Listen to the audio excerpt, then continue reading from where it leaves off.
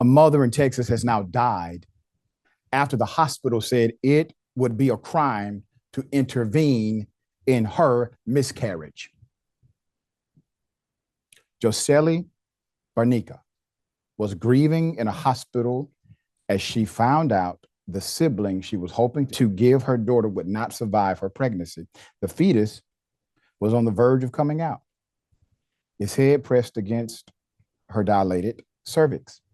She was 17 weeks pregnant, and a miscarriage was, quote, in progress. That's according to the notes in the doctor's own record. A miscarriage was in progress. At that point, they should have offered to speed up the delivery or empty her uterus to stave off a deadly infection.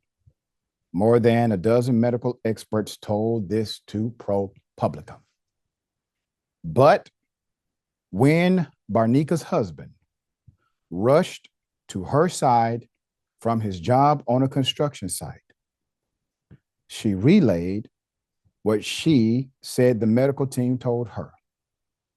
Quote, they had to wait until there was no heartbeat. He told ProPublica in Spanish, it would be a crime to give her an abortion. So for 40 hours, the anguished 28-year-old mother prayed for doctors to help her get home to her daughter, all the while her uterus remained exposed to bacteria. 3 days after she delivered, she died. Died of what? An infection, as noted by the record. There it is. Institute of Forensic Sciences, Harris County. You see, Barnica is one of at least 2 Texas women, I believe there are more, who ProPublica found lost their lives after doctors delayed treating miscarriages, which fall into a gray area under the state's strict abortion laws that prohibit doctors from ending the heartbeat of a fetus. Now, I can go back and forth with anyone about what a heartbeat is and what it is not, what a pulse or a rhythm is, what it is not. What is clear in the record is that it was the determination of the medical staff, including the head doctor, that this is, in fact, a miscarriage. There's no viability. Neither had wanted the abortion, but that didn't matter. Though proponents insist that the laws protect both life, the life of the fetus and the person carrying it, in practice, doctors have hesitated to provide care under threat of prosecution, prison time, and professional ruin. This is your politics at play. Her death was preventable, according to more than a dozen medical experts who reviewed a summary of her hospital and autopsy records at the publication's request. They called her case, quote, horrific, astounding, and egregious. Let me give you a reminder. Texas saw a dramatic rise in maternal mortality rate in the wake of the abortion ban. We reported on this right here at Indisputable. We talked about these numbers in detail.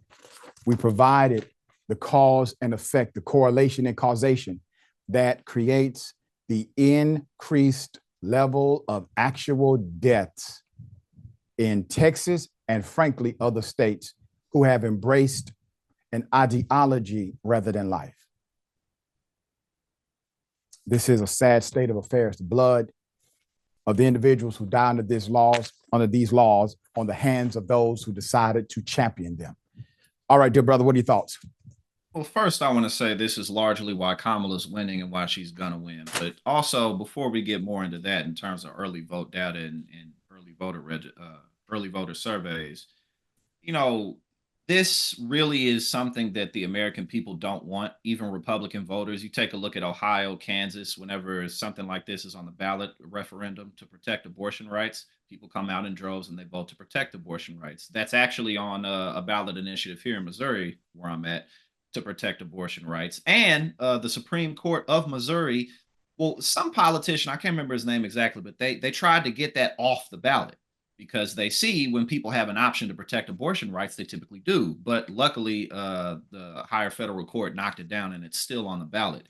People don't want this. And ever since the Dobbs decision in 2022, not only have Democrats been winning elections, but they've been greatly overperforming in the polls. Early voter data is looking at a huge swath of women coming out, and the surveys are showing that Trump ain't got the Republicans, and a good 5-10% of don't have independents, rather. And a good 5 to 10% of Republicans are, in fact, casting their votes for Kamala.